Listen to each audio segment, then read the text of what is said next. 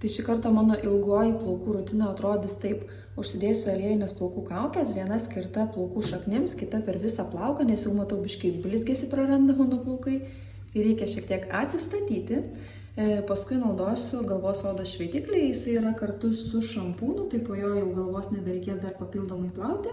Labai gerai putoja ir tada užsidėsiu kaukę. Beje, mano mėgstamiausia atstatomoji plaukų kaukė, tai bus kaip tik tam atstatymui, būtent mano plaukų, nes, sakau, biški spindesio trūksta.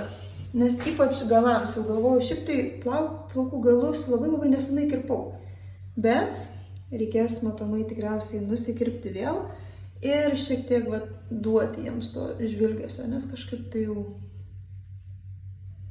ties kažkuria vieta, žodžiu, atrodo, kad jau plaukai pakankamai tokie išsausėję. Tai pasilepinsiu biškį.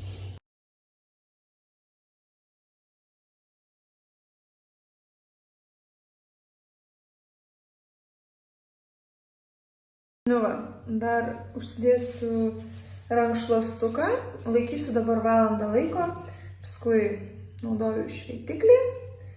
Labai gerai išputoja, kad viską gerai išplauti, nes man po aliejų, kadangi ilgi plaukai tikrai